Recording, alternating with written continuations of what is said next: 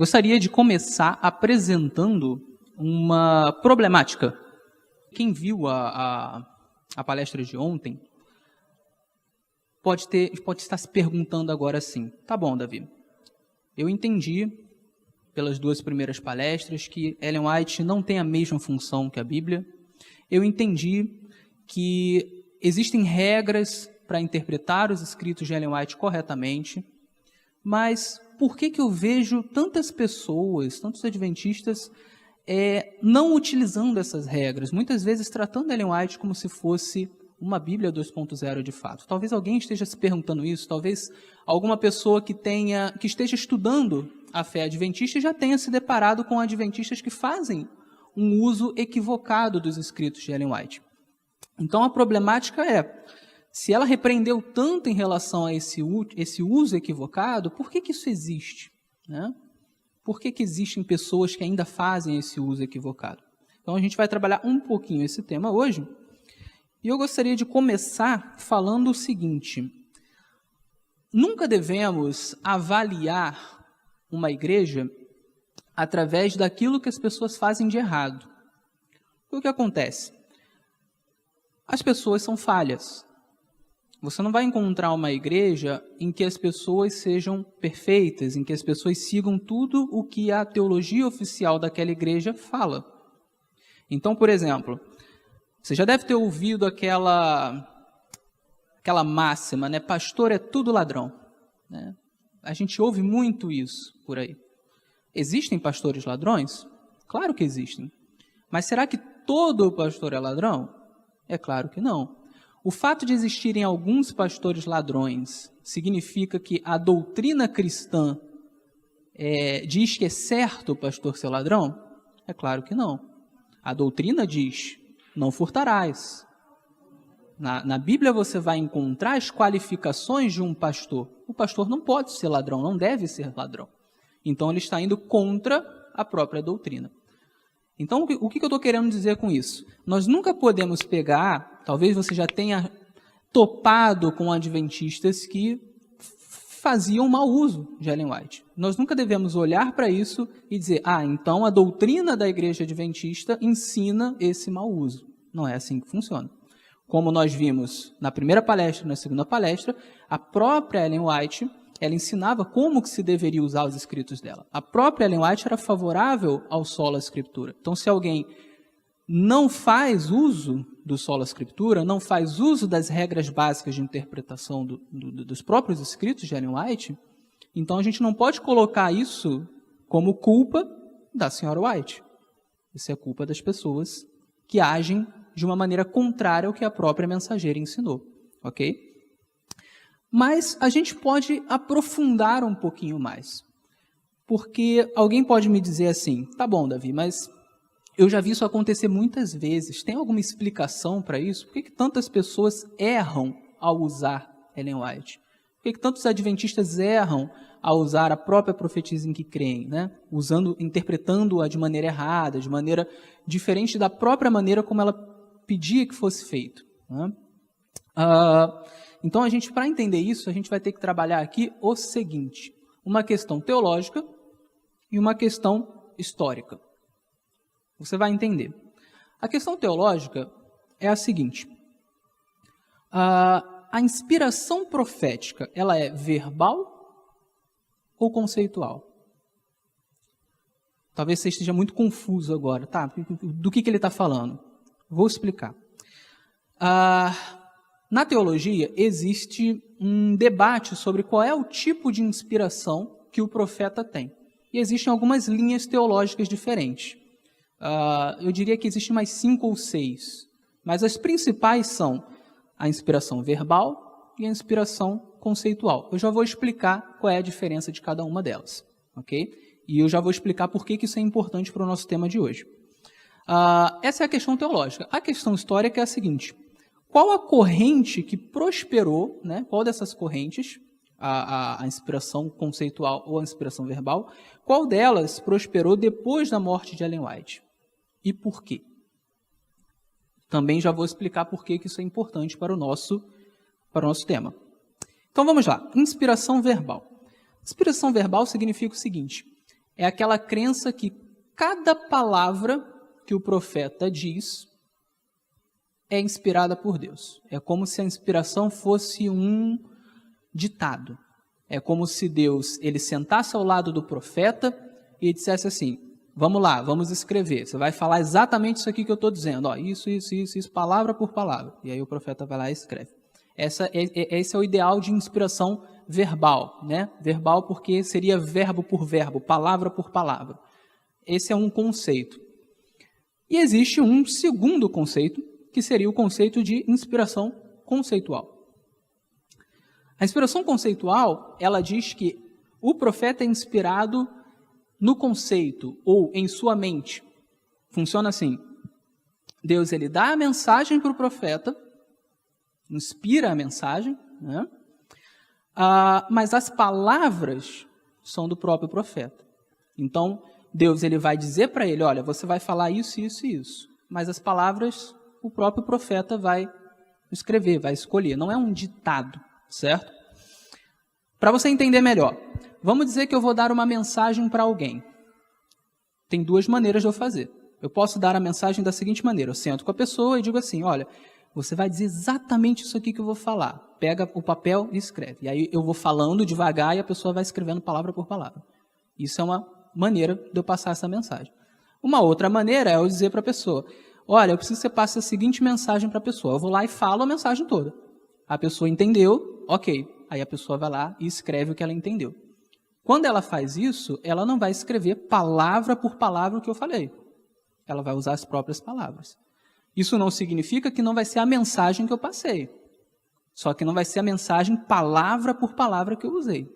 Percebe? Então são dois tipos diferentes de passagem de mensagem, vamos colocar assim. Da mesma forma, existem esses dois tipos diferentes de inspiração.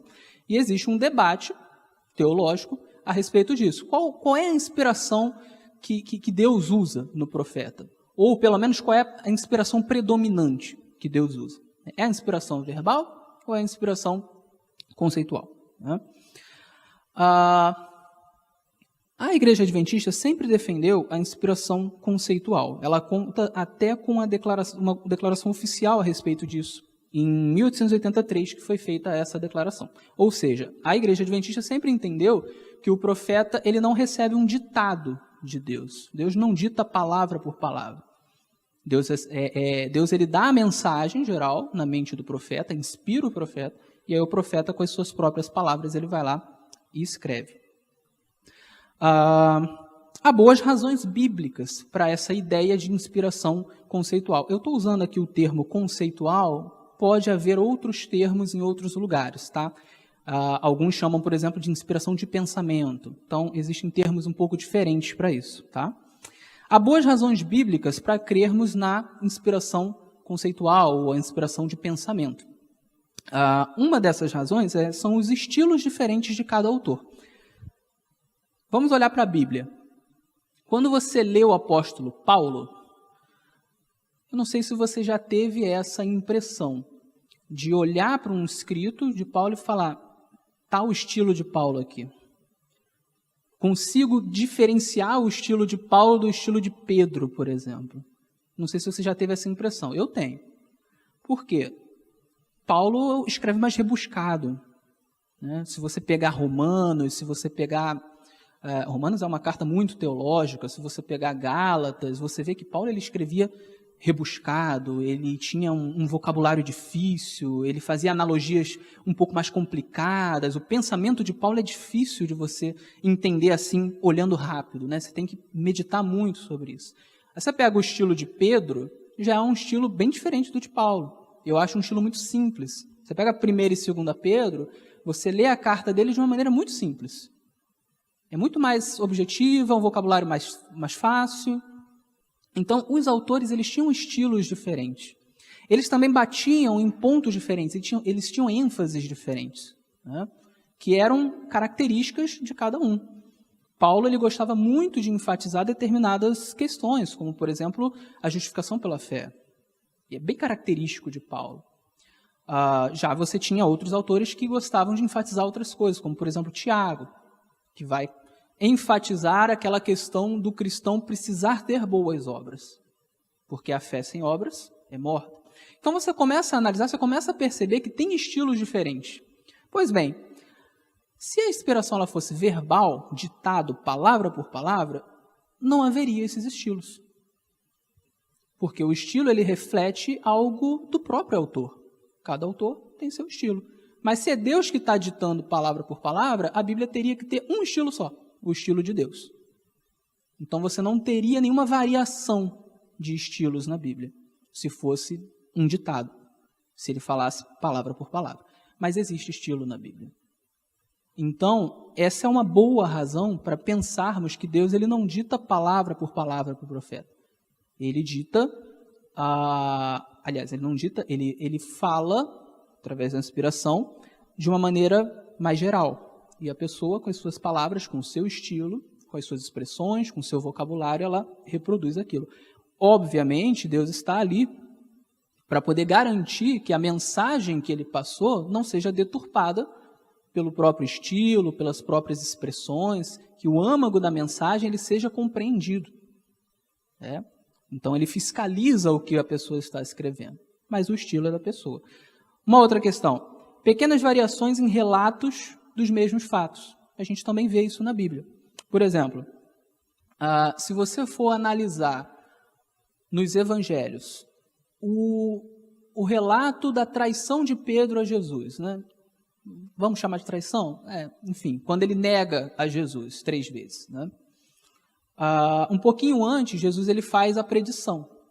Em alguns dos evangelhos, é dito que ele vai negar depois que o galo cantar. Em outro, que o galo cantaria 2 vezes.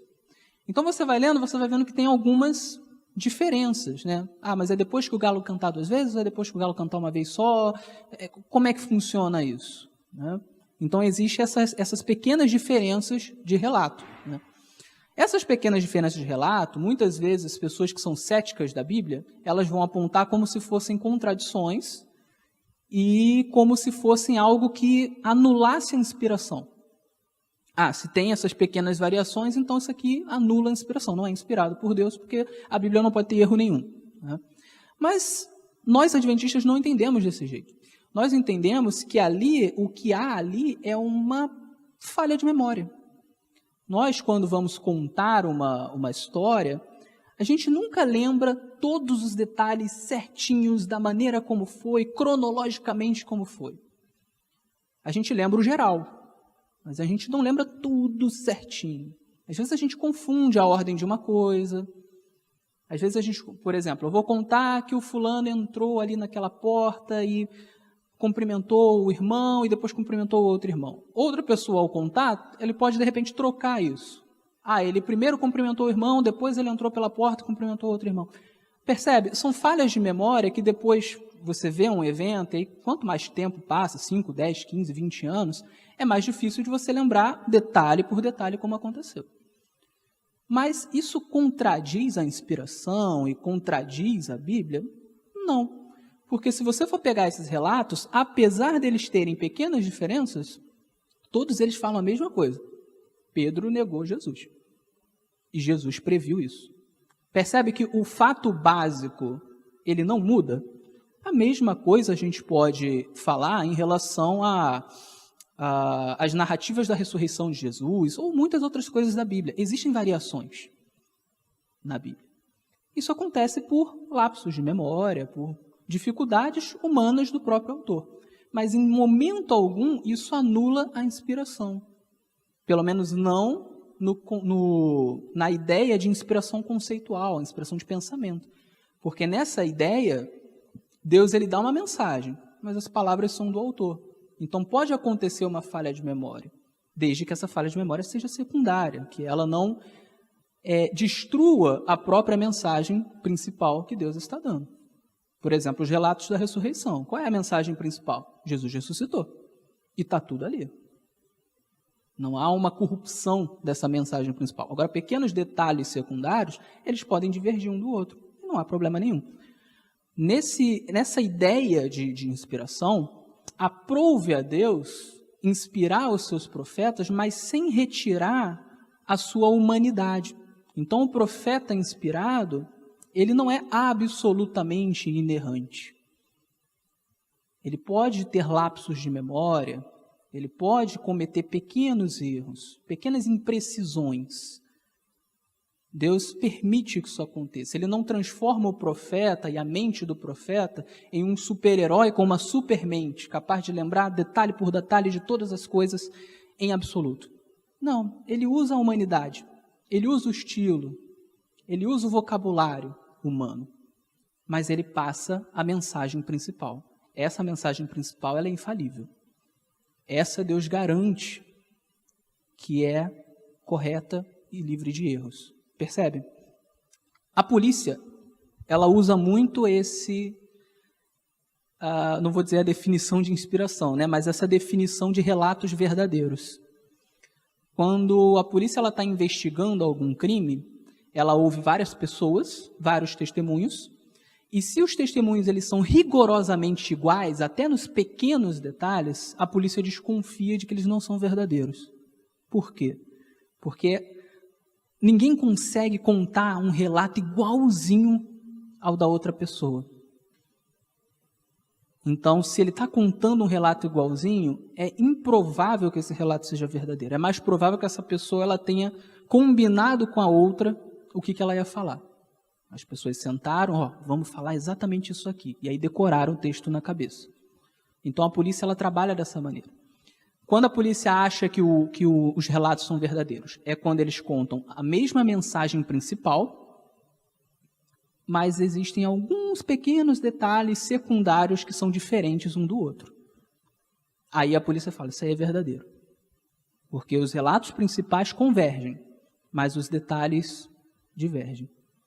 Existem alguns autores cristãos que trabalham com essa questão e é bastante interessante. É uma evidência, na verdade, as distinções entre os evangelhos, as distinções entre os livros, né, elas são uma evidência de que os fatos aconteceram de verdade.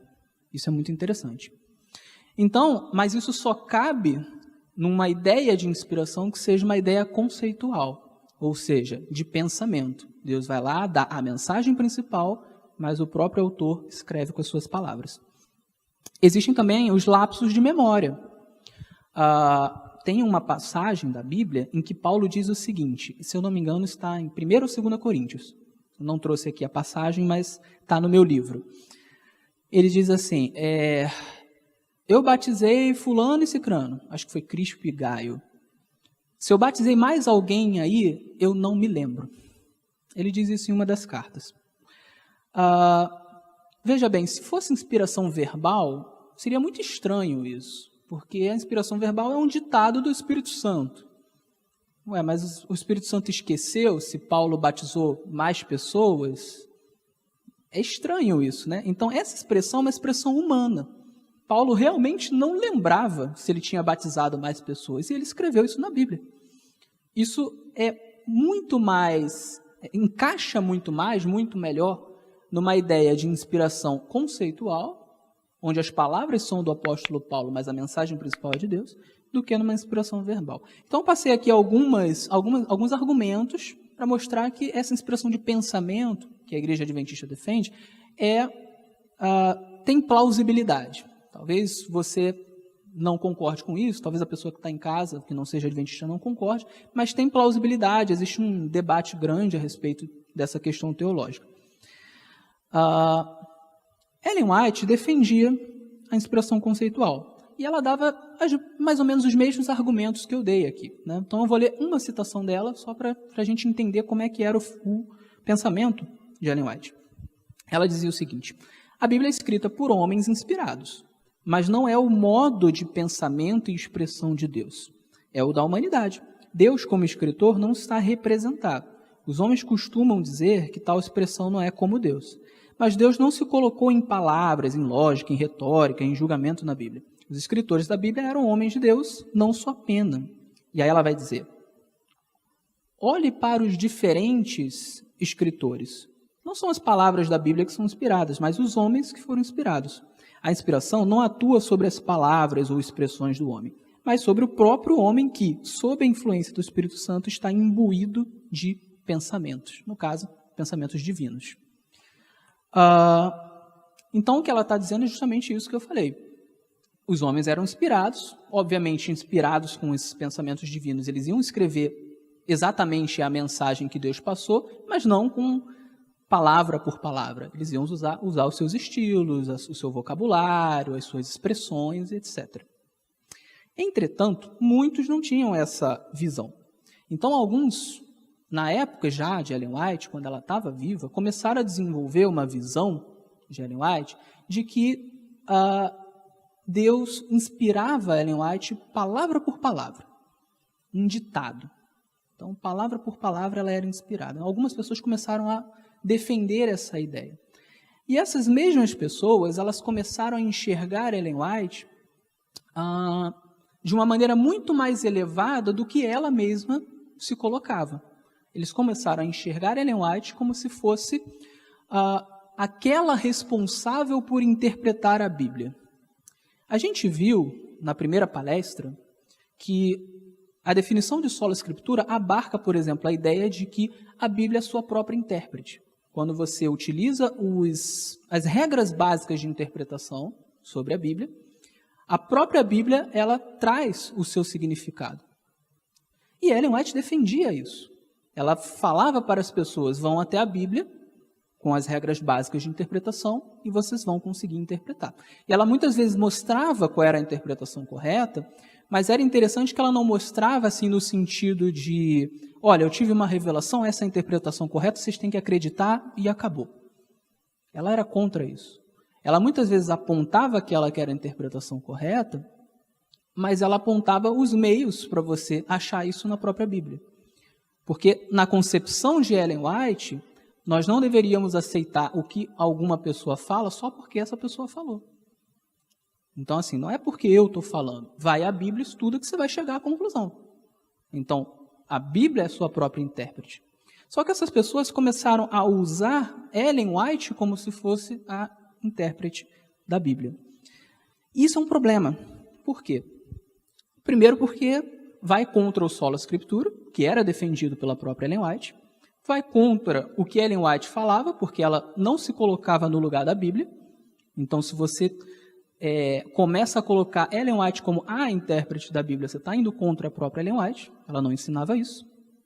Ela dizia, por exemplo, que os seus escritos não deveriam ser colocados na dianteira, né? Mas há um outro problema muito complicado, que é o seguinte: Ellen White também precisa ser interpretada. Eu falei disso na primeira palestra. A gente interpreta a Bíblia, mas a gente também tem que interpretar Ellen White, porque tudo precisa ser interpretado. Muitas vezes a pessoa ela vai interpretar Ellen White da maneira errada. Ela vai, por exemplo, pegar algo descontextualizado e vai interpretar de maneira errada. E aí ela vai pegar essa interpretação errada que ela fez de Ellen White e ela vai usar para interpretar a Bíblia. Está percebendo o problema? E aí ela consegue fazer a Bíblia dizer o que a Bíblia não está dizendo, aparentemente com o aval de Ellen White, quando na verdade ela está interpretando mal tanto Ellen White quanto a Bíblia. Eu vou dar um exemplo. Ellen White ela fala em muitas passagens dos seus escritos da importância das pessoas irem para as áreas rurais, porque viver no campo é melhor que viver na cidade, por causa de saúde e uma série de outras questões. Algumas pessoas vão pegar essas passagens e vão fazer disso uma norma. Temos que ir para o campo. Logo, o irmão que ainda não foi para o campo, ele está errado. Logo, o irmão que está ainda na cidade e que ainda não fez planos para ir para o campo, ele está errado. E aí, a pessoa vai fazer todo um julgamento em cima disso. E ela vai pegar essa interpretação, muitas vezes, e jogar sobre a Bíblia. Só que a mesma Ellen White, ela falou em muitos contextos também da importância das missões nas grandes cidades. E agora? Então, eu tenho que ir para o campo agora ou eu tenho que fazer missões na cidade? Então, você percebe que se eu pegar só as passagens que ela fala para ir para o campo, e criar uma doutrina em cima disso, eu faço uma distorção. Não, Ellen White falou que tem que ir para o campo e acabou. E aí eu vou lá e imponho isso sobre a Bíblia, imponho isso sobre os irmãos, uso isso como uma chibata para condenar quem não foi para o campo ou não fez planos para ir para o campo. Só que a minha interpretação está errada, porque eu desconsiderei os textos em que ela fala também sobre a importância das missões nas cidades. Davi, então Ellen White está sendo contraditória? Não está sendo contraditória. É porque em alguns contextos ela falou uma coisa, em outros contextos ela falou outra. Então você tem que analisar os contextos para você entender o que ela quer dizer. Ela era uma mulher equilibrada. Então há contexto que é diferente. E aí você precisa estudar esse contexto para poder analisar. Mas você veja a problemática. Eu descontextualizo Ellen White, eu digo que essa interpretação de Ellen White é a correta, e aí eu uso essa interpretação para interpretar a Bíblia. Nessa brincadeira, a Bíblia ela perde a voz. Nessa brincadeira, a Bíblia não está mais falando. Quem está falando sou eu. Com a desculpa de que, não, essa é a interpretação de Ellen White. Então você percebe por que Ellen White não pode ser elevada a intérprete da Bíblia? Não. Ela dizia, a Bíblia é sua própria intérprete. Ellen White ela era uma mensageira do Senhor para nos ajudar a voltar para a Bíblia e deixar a Bíblia falar. E não um papa. Ellen White nunca se colocou como um papa. Na doutrina católica você tem o papa, onde o papa vai dizer, é isso aqui a interpretação e acabou. E ninguém precisa ir lá na Bíblia para estudar. Se o papa falou, está falado. Se o papa disse, o domingo é o dia de guarda, está falado. Não precisa ir para a Bíblia para poder estudar. Essa é a visão católica. Mas não é a visão protestante, não era a visão de Ellen White, não é a visão adventista. A visão adventista é a visão bereana. Se alguém falou alguma coisa, a gente tem que ir para a Bíblia para poder estudar, em termos de doutrina. E Ellen White confiava no seu próprio trabalho, ou seja, ela se deixava julgar. Há passagens dela em que ela diz, olha, eu não quero que você faça as coisas porque eu estou falando. Esqueça Ellen White, vá para a Bíblia, estude a Bíblia. Aí você vai chegar à conclusão. Por que ela falava isso? É porque ela estava dizendo que não era para ler o trabalho dela? Não. Mas é porque ela tinha confiança de que, se ela estava apontando uma interpretação, e essa interpretação era bíblica, então a pessoa poderia prová-la. Ela estava dizendo assim, gente, não precisa acreditar em mim. Eu falei isso aqui, vai lá na Bíblia e prova. Ela era tranquila em relação a isso. Percebe? Só que algumas pessoas começaram a entender Ellen White como uma pessoa que era a intérprete oficial da Bíblia. Ou seja, você não precisa ir para a Bíblia. Se Ellen White falou, está falado. E aí, nessa brincadeira, você começa a criar distorções de Ellen White e impor isso sobre a Bíblia e sobre os outros irmãos. O que acontece? Então, você tem duas alas, né? A ala que acreditava que tudo que Ellen White falou tinha sido ditado por Deus, e essas pessoas tinham uma visão de Ellen White muito elevada, mais do que a própria Ellen White tinha, né, como se ela fosse uma segunda Bíblia. E você tinha uma outra ala, que era a ala que entendia como a própria Ellen White entendia, que Deus ele inspira o pensamento. E essas pessoas tinham uma visão de Ellen White que não era uma Bíblia 2.0. Então tinha essa discussão. Ellen White morreu em 1915. E aí, quando foi em 1919, a gente teve uma conferência bíblica. Essa conferência bíblica, ela resolveu tratar sobre vários assuntos, né? E entre eles, esse assunto de qual seria o conceito correto de inspiração. Então, qual é o conceito correto de inspiração? Outro assunto também que foi discutido nessa conferência foi como usar os escritos de Ellen White. E aí tem uma coisa interessante. Alguns professores de história, eles perceberam que existiam nos escritos de Ellen White algumas pequenas imprecisões históricas. Lembra que eu falei das imprecisões? Que são secundárias, que não afetam a mensagem principal? Eles perceberam que existiam algumas pequenas imprecisões em alguns escritos de Ellen White, em termos históricos.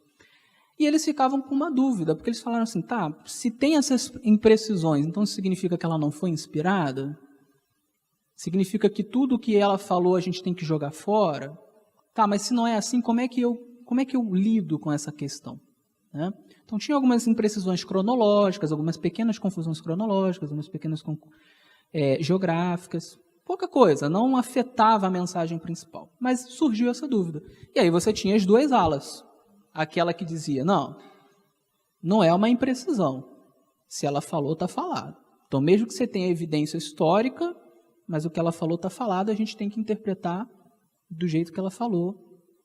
Não pode ter. Esse era o pessoal verbalista.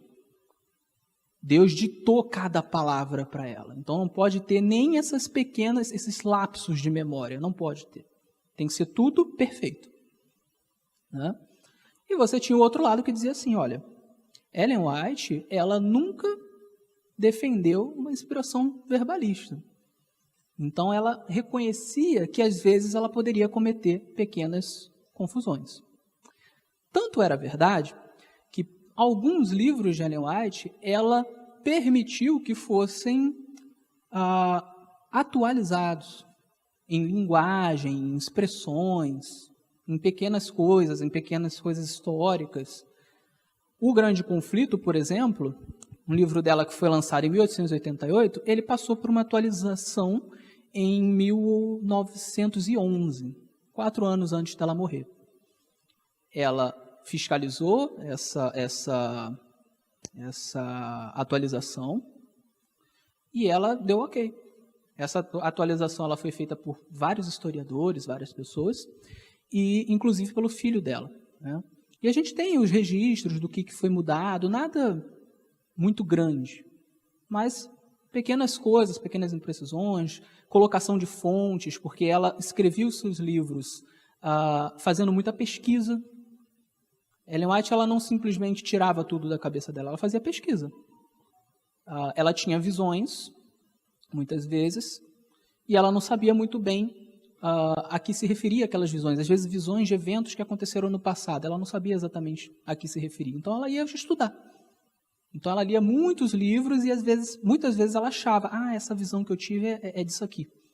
E aí ela pegava, fazia citações, escrevia com suporte de pesquisa, como, por exemplo, o Evangelho de Lucas, né? Que ele vai dizer que ele fez pesquisas para compor o seu Evangelho. Então, Ellen White também agia dessa maneira. Então, o que acontece?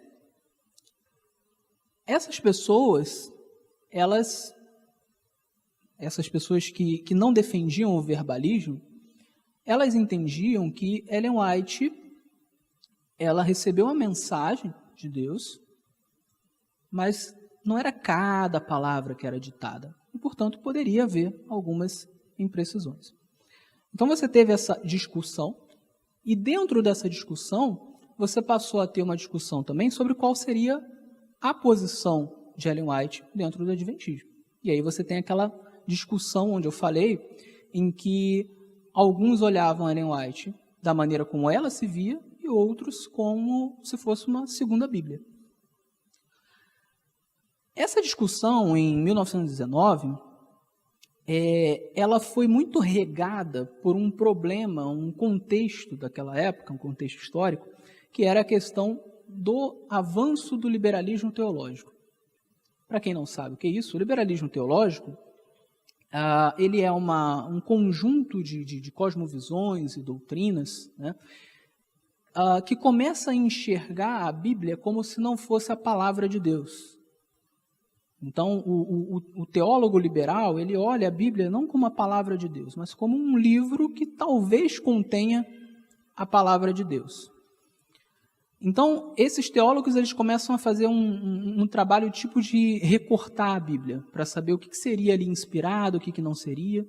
E aí daí surgem, né, as piores aberrações. Então, você vai ter teólogo liberal que já não acredita em milagre.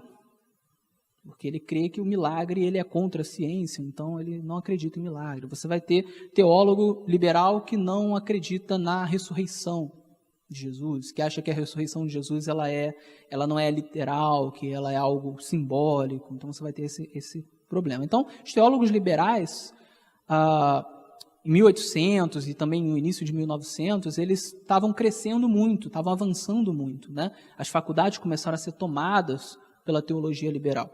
Então existia esse problema. Quando teve essa conferência de 1919, na Igreja Adventista, havia muito medo da teologia liberal. Então, as pessoas que colocavam Ellen White lá naquele patamar igual à Bíblia, e que entendiam que ela tinha recebido palavra por palavra, ditado, e que não poderia ter cometido nenhuma imprecisão, eles começaram a taxar os outros que pensavam de outra maneira como se eles fossem liberais, como se a posição deles fosse um perigo, né, que levaria ao liberalismo. Por conta disso, quando essa conferência ela terminou, o então presidente da Igreja Adventista da época, que era o Arthur Daniels, que defendia a visão conceitual, que tinha uma visão equilibrada, que tinha uma visão que respeitava o sola scriptura, ele achou por bem não publicar as atas da reunião.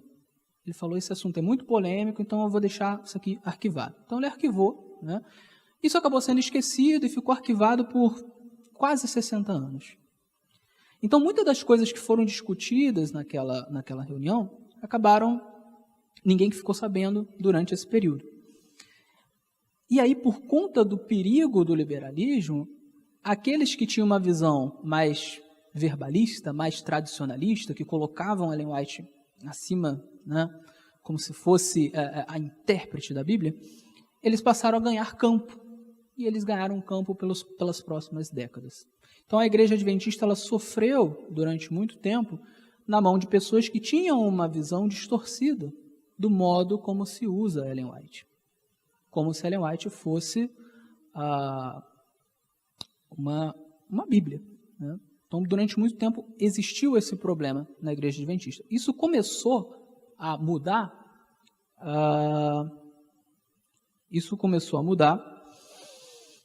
Lá pelos anos 1960, né? 1960, onde você começou a ter alguns estudos sobre inspiração, alguns estudos sobre o modo como Ellen White enxergava o seu próprio dom. Então você começou a ter alguns estudos sobre isso.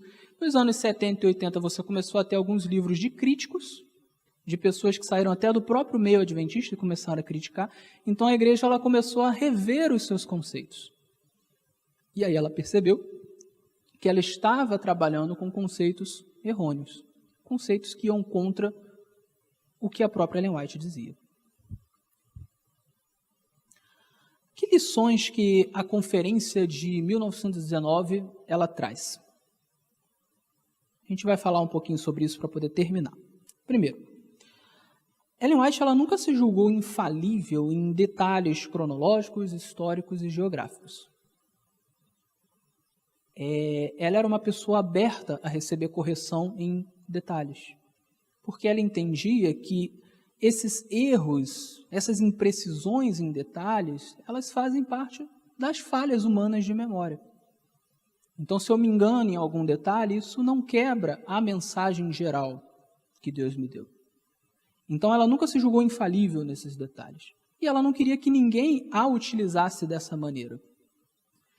Ponto 2. Ellen White nunca permitiu que seus escritos fossem usados para resolver debates teológicos. Esse é um ponto interessante. Há pelo menos 2 ocasiões, quando Ellen White era viva, em que houve um debate teológico muito grande e as pessoas queriam que ela desse uma posição sobre aquele debate. Uma vez foi em 1888, onde estava se debatendo a interpretação de um texto bíblico de Gálatas, Gálatas 3, e as pessoas queriam resolver com base no que ela dissesse. Então, tentaram muito fazer com que ela desse uma resposta, né? E uma segunda vez foi já nos anos 1900, era uma interpretação sobre uma passagem de Daniel 8. Mais uma vez, queriam saber qual era a resposta dela a respeito desse texto. Nas duas ocasiões, Ellen White se negou terminantemente a falar qualquer coisa a respeito. E o que ela dizia? Ela dizia o seguinte: vão para a Bíblia, estudem a Bíblia. Se vocês estudarem a Bíblia, vocês chegarão à resposta. Por que ela se negou terminantemente a isso? Porque Ellen White entendia que a Bíblia interpreta a si mesma. Ela não queria dar a resposta, até porque Deus não a tinha revelado, mas ela não queria dar uma resposta e as pessoas crerem porque ela falou. Ellen White falou, então essa é a interpretação correta. Ela não queria que isso acontecesse. Ela queria que as pessoas estudassem. Estuda. Vai para a Bíblia e estuda. E aí você vai chegar à interpretação correta. Essa era a posição de Ellen White. E isso é uma coisa que a gente tem de lição da Conferência de 1919. Porque havia uma ala que defendia exatamente isso. Que Ellen White não deveria ser usada como se fosse a intérprete da Bíblia. Porque ela mesma nunca permitiu que isso acontecesse. Ela era a mensageira que levava as pessoas de volta para a Bíblia, e não a intérprete. 3. Os tradicionalistas eram os teólogos mais novos, em especial os que não haviam trabalhado diretamente com Ellen White. Isso é muito interessante. O pessoal que tinha essa posição mais tradicionalista, que colocava Ellen White assim, no mesmo patamar da Bíblia, eram os teólogos novinhos. Eram teólogos que não tinham conhecido Ellen White ou que não tinham trabalhado diretamente com ela. É por isso que eles tinham o pensamento de que Deus ditava cada palavra para ela. Porque eles não conheciam, eles não trabalharam ao lado dela. Então eles não tinham essa noção de que a própria Ellen White não concordava com isso. E eles foram levando esse pensamento para frente. O pessoal que era chamado de liberal, né, que entendia que não, na verdade ela foi inspirada no pensamento, e, enfim. Esse era o pessoal mais velho. Era o pessoal que tinha trabalhado com Ellen White e que sabia qual era a posição de Ellen White a respeito do seu próprio dom profético, da sua própria inspiração e do modo como ela deveria ser usada. Isso é uma coisa curiosa, porque depois que os tradicionalistas eles tomaram conta da igreja por muito tempo, eles ficaram com o status de ortodoxia, como se a posição deles fosse a correta, como se a posição deles fosse a mais antiga. Mas eu costumo dizer o seguinte: o tradicionalista, ele crê na tradição, e a tradição, ela não necessariamente é eterna. A tradição muitas vezes foi uma inovação, e era o caso dessas pessoas. Em algum momento foi uma inovação, depois virou tradição. E isso é algo que a gente aprende através da Conferência de 1919. Finalmente, é preciso discutir a inspiração e a função de Ellen White de modo que faça jus ao sola Escritura e ao seu dom profético e ao que ela mesma falava sobre essas questões. Eu falei isso na primeira palestra, estou falando agora na segunda, falei na segunda, estou falando agora na terceira. Não adianta tentar defender Ellen White de maneira contrária ao que ela mesma ensinou. Eu dei o exemplo na outra palestra que é como a defesa que a Chiquinha faz ao seu Madruga, né? Quase que ofendendo o próprio pai, né? Meu pai, eu sei que ele é feio e tal, mas ele é meu pai. A gente não pode fazer uma defesa que contradiga o que ela mesma disse. Se ela falou que a inspiração não era verbal, a gente tem que trabalhar dessa maneira. Se ela falou que poderia haver pequenas imprecisões, a gente tem que trabalhar com isso. Se ela falou que ela não poderia ser colocada no mesmo patamar da Bíblia, a gente tem que trabalhar com isso. Não dá para você trabalhar de outra forma. Então, a gente aprende isso, né, entendendo o que foi discutido ali naquela reunião de 1919.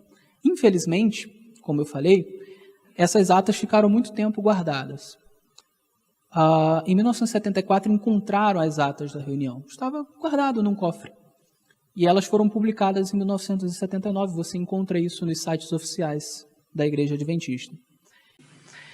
E quando você lê, você percebe como que muitas coisas que aconteceram de distorção depois já tinham sido discutidas naquela reunião, já tinham sido discutidas naquela conferência. Talvez, se aquelas atas não tivessem sido arquivadas e se as pessoas que participaram daquela reunião tivessem seguido em frente com a verdade, os tradicionalistas não tivessem dominado o cenário por tanto tempo. E aí nós não teríamos as distorções que nós tivemos. O que isso nos ensina? Que lição isso deixa para nós? Deixa a lição de que nós não podemos deixar que uma distorção ela continue sem que a gente faça nada contra isso, porque essa distorção ela vai crescer, ela vai ser crida por outras pessoas e em algum momento isso vai causar problema. As distorções que existiam naquela época que não foram tratadas, elas cresceram, se desenvolveram e hoje, até hoje, a gente acaba tendo que lutar muitas vezes contra irmãos que usam de maneira distorcida os escritos de Ellen White. Então, a lição que fica para a gente é não fazer igual o que foi feito no passado. Ellen White deixou regras sobre como interpretar seus escritos. Ellen White defendeu o sola scriptura. Se a gente não levar a sério isso, a gente acaba passando pelos mesmos problemas que aconteceram depois de 1919. Amém.